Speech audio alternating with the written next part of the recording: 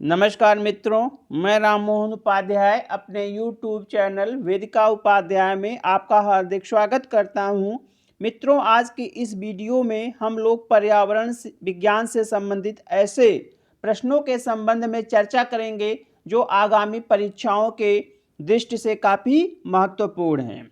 Video प्रारंभ करने से पूर्व आपसे यह अनुरोध है कि आप वीडियो को देखने के पश्चात सब्सक्राइब, लाइक एवं शेयर करें। साथ ही साथ अगर आपका चैनल या वीडियो से संबंधित कोई सुझाव है तो उसे कमेंट बॉक्स में अवश्य दें। हमारा पहला प्रश्न है, डायनासोर का कब्रिस्तान कहा जाता है? पहला विकल्प है ऑस्ट्रेलिया, दूसरा विकल्प है मोंटाना, तीसरा विकल्प है कच्छ की खाड़ी और चौथा विकल्प है इनमें से कोई नहीं। हमारा सही आंसर है विकल्प बी, मोंटाना। मोंटाना जो है संयुक्त राज्य अमेरिका का पश्चिमी भाग है और यहाँ से इसे जो है डायनासोर का कब्रिस्तान कहा जाता है। हमारा दूसरा प्रश्न है, फादर ऑफ इकोनॉमिक इकोलॉजी किसे कहा जाता है? तो पहला विकल्प है एम.एस. स्वामीनाथन, दूसरा विकल्प है वर्गीज कुरियन, तीसरा विकल्प है सुंदरलाल बहुगुणा और चौथा विकल्प है सलीम अली। तो इसमें हमारा सही आंसर है विकल्प ए, एम.एस. स्वामीनाथन को जो है फादर ऑफ इकोनॉमिक इकोलॉजी कहा जाता है। और यह जो उपाधि है फादर ऑफ इकोनॉमिक इकोलॉजी, ये जो है यूएनईपी के द्वारा, मतलब यूनाइटेड नेशन इन्वायरमेंट प्रोग्राम के द्वारा जो है यह उपाधि जो है एम.एस. स्वामीनाथन को दी गई है। यूएनईपी के विषय में आप लोग जानते होंगे कि 5 जून 1972 को इसकी स्थापना हुई थी और इसका मुख्यालय कहाँ पे है? नैरोबी में है। नैरोबी कहाँ की राजधानी है? केन्या की राजधानी है। हमारा अगला प्रश्न है, यदि आप ग्रामीण क्षेत्र से होकर गुजरते हैं तो आपको यह देखने को मिल सकता है कि अनेक प्रकार के पक्षी चरने वाले पशुओं, भैंसों के पीछे पीछे चलते हैं और उनके घास में चलने से अशांत होने वाले कीटों को पकड़ते हैं। ऐसा पक्षी है, पहला विकल्प है साधारण मैना, दूसरा विकल्प है सारस, तीसरा विकल्प है कौवा, चौथा विकल्प है इनमें से कोई नहीं। तो हमारा सही आंसर है विकल्प ए, साधारण मैना इसका सही आंसर है। अगला प्रश्न है, यह तिब्बत के पठार, भूटान तथा भारत के अरुणाचल प्रदेश, लद्दाख आदि में पाया जाता है। यह सर्वभक्षी है जो पौधों की जड़ें, कंदमूल, आलू, कीड़े मकोड़े, मछलियाँ, मेढक, अनाज सभी कुछ खाता है, किंतु मुख्य रूप से कटाई के पश्चात खेतों में अन्न के अवशेषों को अपने आहार के रूप में प्रयोग करता है। वह कौन सा पक्षी है? तो हमारा पहला विकल्प है बगुला, दूसरा विकल्प है मोर, तीसरा विकल्प है काली गर्दन वाला सारस और चौथा विकल्प है इनमें से कोई नहीं। तो हमारा सही आंसर है विकल्प सी, काली गर्दन वाला सारस। हमारा अगला प्रश्न है, भारत का राष्ट्रीय सामुद्रिक पार्क स्थित है? पहला विकल्प है महाराष्ट्र, दूसरा विकल्प है कच्छ की खाड़ी, तीसरा विकल्प है कल्पक्कम और चौथा विकल्प है इनमें से कोई नहीं। तो हमारा सही आंसर है विकल्प सी, कच्छ की खाड़ी में जो है भारत का राष्ट्रीय सामुद्रिक पार्क स्थित है और भारत का यह पहला राष्ट्रीय सामुद्रिक पार्क भी है। हमारा अगला प्रश्न है, अभी हाल में ही भारत का 42वां रामसर स्थल घोषित हुआ है। पहला विकल्प है लोनार झील, दूसरा विकल्प है नवाबगंज पक्षी अभयारण्य, तीसरा विकल्प है तसोकार झील और चौथा विकल्प है इनमें से कोई नहीं। तो हमारा सही आंसर है विकल्प सी, तसोकार झील। तसोकार झील जो है मुख्य जो है लद्दाख में अवस्थित है। कहाँ पे?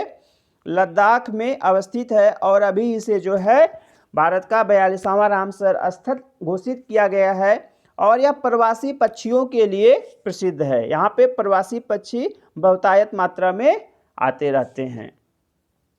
हमारा पहला विकल्प है लोनार झील। लोनार झील भी परीक्षाओं में काफ़ी बार पूछी गई है। तो यह महाराष्ट्र में स्थित है। महाराष्ट्र में स्थित है। इसके बाद विकल्प बी है नवाबगंज पक्षी अभयारण्य। तो नवाबगंज पक्षी अभयारण्य जो है उत्तर प्रदेश के उन्नाव में अवस्थित है। कहाँ पे है? उत्तर प्रदेश के वहाँ पे उन्नाव जिले में अवस्थित है और इसे अभी हाल में ही जो है रामसर स्थल घोषित किया गया। अभी परीक्षाओं में प्रश्न आ सकता है कि भारत में कुल कितने रामसर स्थल हैं। तो रामसर स्थल कितने हैं? 42 है। 42वां रामसर स्थल कौन सा हो गया? तसोकार झील। तसोकार झील कहाँ पे अवस्थित है? तसोकार झील जो है लद्दाख में अवस्थित है। हमारा अगला प्रश्न है प्रत्येक मास के अंतिम शनिवार को राष्ट्रीय स्वच्छता दिवस मनाया जाता है। पहला विकल्प है सिएरा लियोन में, दूसरा विकल्प है फिजी में, तीसरा विकल्प है फिनलैंड में और चौथा विकल्प है इटली में। तो हमारा सही आंसर है विकल्प ए, सिएरा लियोन में जो है प्रत्येक महीने के जो है अंतिम शनिवार को स्वच्छता दिवस मनाया जाता है। हमारा अगला प्रश्न है सीता अशोक वृक्ष किसके लिए उपयुक्त है? पहला विकल्प है वायु प्रदूषण को रोकने में, दूसरा विकल्प है धूल प्रदूषण को रोकने में, तीसरा विकल्प है ध्वनि प्रदूषण को रोकने में और चौथा विकल्प है इनमें से कोई नहीं। तो हमारा सही आंसर है विकल्प बी, धूल प्रदूषण को रोकने में जो है सीता अशोक वृक्ष का प्रयोग किया जाता है। जैसे यहाँ पे ध्वनि प्रदूषण की अगर बात आ रही है तो ध्वनि प्रदूषण में जो है एक क्वेश्चन आता है ग्रीन मफलर। ग्रीन मफलर किससे संबंधित है? तो ग्रीन मफलर भी जो है ध्वनि प्रदूषण से संबंधित है। हमारा अगला प्रश्न है विश्व ओजोन दिवस मनाया जाता है। पहला विकल्प है 15 सितंबर, दूसरा विकल्प है 16 सितंबर, तीसरा विकल्प है 14 सितंबर और चौथा विकल्प है 17 सितंबर। तो हमारा सही आंसर है विकल्प बी, 16 सितंबर को विश्व ओजोन दिवस मनाया जाता है। हमारा अगला प्रश्न है जल प्रदूषण निवारण तथा नियंत्रण अधिनियम लागू हुआ। पहला विकल्प है 1974, दूसरा विकल्प है 1985, तीसरा विकल्प है 1986 और चौथा विकल्प है 1977। तो हमारा सही आंसर है विकल्प ए, 1974। हमारा अगला प्रश्न है अंतर्राष्ट्रीय अम्ल वर्षा सूचना केंद्र स्थापित किया गया है। पहला विकल्प है नॉर्वे में, दूसरा विकल्प है मैनचेस्टर में, तीसरा विकल्प है स्वीडन में और चौथा विकल्प है इनमें से कोई नहीं। तो हमारा सही आंसर है विकल्प बी, मैनचेस्टर में अंतर्राष्ट्रीय अम्ल वर्षा सूचना केंद्र कहाँ पे स्थापित किया गया है? मैनचेस्टर में। मैनचेस्टर कहाँ पे है? इंग्लैंड में है और इसे जो है सूती वस्त्र के लिए जो है मैनचेस्टर प्रसिद्ध है। इसके बाद हमारा अगला प्रश्न है वायु गुणवत्ता सूचकांक मुख्य रूप से कितने प्रदूषकों के आधार पर बनाया जाता है? यह प्रश्न जो है काफ़ी बार परीक्षाओं में पूछा गया है। तो पहला विकल्प है 8, दूसरा विकल्प है 10, तीसरा विकल्प है 12 और चौथा विकल्प है 7। तो जो वायु गुणवत्ता सूचकांक है वह मुख्य रूप से जो है कुल 8 प्रदूषकों के आधार पर बनाया जाता है, इसलिए हमारा सही आंसर है विकल्प ए। वो 8 प्रदूषक कौन कौन से हैं आप एक बार उनका नाम देख लीजिए। PM10, PM 2.5, NO2 मतलब nitrous oxide, SO2 sulphur oxide, CO carbon monoxide, O3 ozone, NH3 और लेड। ये जो है कुल 8 प्रदूषक हैं जिनके आधार पर जो है वायु गुणवत्ता सूचकांक बनाया जाता है। इसके बाद हमारा अगला प्रश्न है राष्ट्रीय नदी संरक्षण प्राधिकरण का इसमें थोड़ी सी गलती हो गई, टाइपिंग एरर है। राष्ट्रीय नदी संरक्षण प्राधिकरण का अध्यक्ष होता है, अध्यक्षा हो गया है, तो यहाँ पे केवल अध्यक्ष है, अध्यक्ष होता है। पहला विकल्प है पर्यावरण मंत्री, दूसरा विकल्प है प्रधानमंत्री, तीसरा विकल्प है राष्ट्रपति और चौथा विकल्प है इनमें से कोई नहीं। हमारा सही आंसर है विकल्प बी। विकल्प बी, प्रधानमंत्री जो है राष्ट्रीय नदी संरक्षण प्राधिकरण का अध्यक्ष कौन होता है? प्रधानमंत्री होता है। इसके बाद हमारा अगला प्रश्न है, जिस पर्यावरणविद को जल पुरुष के नाम से जाना जाता है? पहला है रामदेव मिश्रा, दूसरा विकल्प है राजेंद्र सिंह, तीसरा विकल्प है मेधा पाटकर और चौथा विकल्प है बाबा आमटे। चारों विकल्प जो है महत्वपूर्ण है, तो इसमें से हमारा सही आंसर है विकल्प बी, राजेंद्र प्रसाद। राजेंद्र प्रसाद को जो है जल पुरुष के नाम से जाना जाता है और इन्होंने जो है तरुण भारत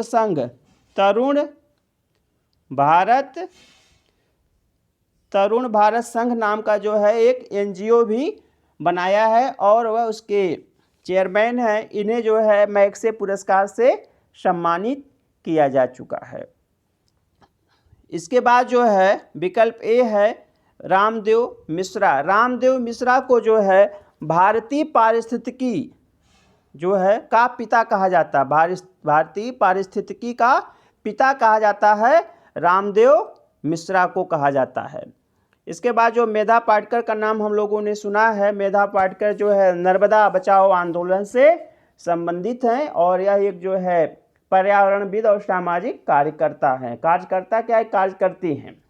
इसके बाद जो है बाबा आमटे का नाम भी हम लोगों ने सुना है। बाबा आमटे भी जो है नर्मदा बचाओ आंदोलन और सरदार सरोवर बांध से प्रसिद्ध हुए थे। हमारा अगला प्रश्न है, विश्व का सबसे छोटा पुष्प है? पहला विकल्प है बोल्फिया, दूसरा विकल्प है रिफ्लेसिया, तीसरा विकल्प है सिकोया और चौथा विकल्प है इनमें से कोई नहीं। हमारा सही आंसर है विकल्प ए, बोल्फिया। विश्व का सबसे छोटा पुष्प कौन सा है? वोल्फिया है। और अगर परीक्षा में आ जाए विश्व का सबसे बड़ा पुष्प कौन सा है, तो रिफ्लेसिया है। तो आपका सबसे बड़ा और सबसे छोटा दोनों इस क्वेश्चन में मिल जाएगा। हमारा अगला प्रश्न है, किस पिगमेंट के कारण कोपलें गुलाबी होती हैं? पहला विकल्प है एंथोसायनिन, दूसरा विकल्प है क्रोमोप्लास्ट, तीसरा विकल्प है उपर्युक्त दोनों और चौथा विकल्प है इनमें से कोई नहीं। तो हमारा सही आंसर है विकल्प ए, एंथोसायनिन के कारण जो है जो कोपलें होती हैं वह गुलाबी महसूस होती हैं, प्रतीत होती हैं। और जो हमारा क्रोमोप्लास्ट होता है, क्रोमोप्लास्ट जो है वह फूलों के रंग को निर्धारित करता है। तो अगर फूलों का रंग आ जाए तो क्रोमोप्लास्ट होगा, अगर कोपलों का रंग आता है तो एंथोसायनिन हमारा आंसर होगा। हमारा अगला प्रश्न है, संयुक्त राष्ट्र पर्यावरण कार्यक्रम का मुख्यालय है? पहला विकल्प है जेनेवा, दूसरा विकल्प है नैरोबी, तीसरा विकल्प है ग्लैंड और चौथा विकल्प है इनमें से कोई नहीं। तो हमारा सही आंसर है विकल्प बी, नैरोबी। संयुक्त राष्ट्र पर्यावरण कार्यक्रम का मुख्यालय कहाँ पे है? नैरोबी में है। और इसकी स्थापना कब हुई थी? 5 जून को हुई थी।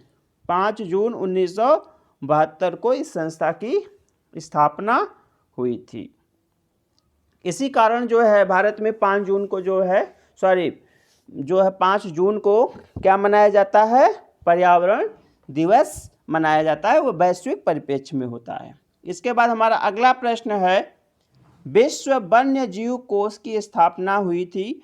पहला विकल्प है 29 अप्रैल 1961, दूसरा विकल्प है 29 अप्रैल 1963, तीसरा विकल्प है 29 अप्रैल 1960 और चौथा विकल्प है इनमें से कोई नहीं। हमारा सही आंसर है विकल्प ए, 29 अप्रैल 1961 को विश्व वन्य जीव कोष की स्थापना हुई थी। इसके बाद हमारा अगला प्रश्न है, हरित शांति जिसे हम ग्रीन पीस के नाम से भी जानते हैं, ग्रीन पीस के नाम से भी जानते हैं। मुख्य रूप से परीक्षाओं में जो प्रश्न आता है वह ग्रीन पीस के नाम से ही आता है। तो हरित शांति या ग्रीन पीस का मुख्यालय है?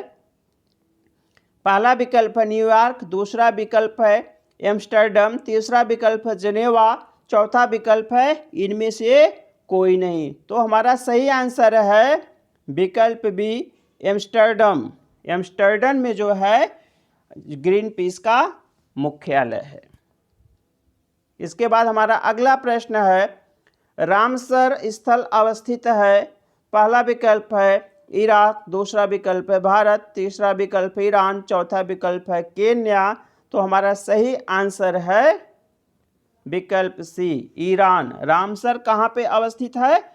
ईरान में जो है अवस्थित है। और रामसर में एक सम्मेलन हुआ था, रामसर में 2 फरवरी को हुआ था। 2 फरवरी 1971 को जो है रामसर सम्मेलन हुआ था। ये भी पूछा जाता है, रामसर सम्मेलन की तिथि पूछी जाती है। तो 2 फरवरी 1971 है। कहाँ पे हुआ था? ईरान में हुआ था। इसमें हुआ क्या था? यह जो है किस क्षेत्र क्या था इसका? आर्द्र भूमि के संरक्षण से, आर्द्र भूमि के संरक्षण से संबंधित है।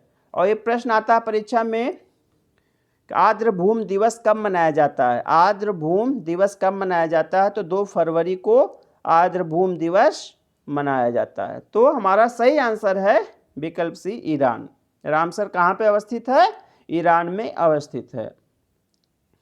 हमारा 21वां और अंतिम प्रश्न है, मॉन्ट्रियल प्रोटोकॉल का संबंध है। पहला विकल्प है रासायनिक एवं जैविक हथियारों के प्रतिषेध से, दूसरा विकल्प है ओजोन परत के संरक्षण से, तीसरा विकल्प है कार्बन उत्सर्जन से, और चौथा विकल्प है इनमें से कोई नहीं। तो हमारा सही आंसर है विकल्प बी, ओजोन परत के क्षरण से। 16 सितंबर 1987 को जो है मॉन्ट्रियल प्रोटोकॉल या मॉन्ट्रियल समझौता हुआ था, जो ओजोन परत में जो क्षरण हो रहा है उससे संबंधित था कि उसे हम किस प्रकार से ओजोन परत के क्षरण को रोक सकते हैं। तो उससे संबंधित हुआ था, तो इसे मॉन्ट्रियल प्रोटोकॉल कहा जाता है।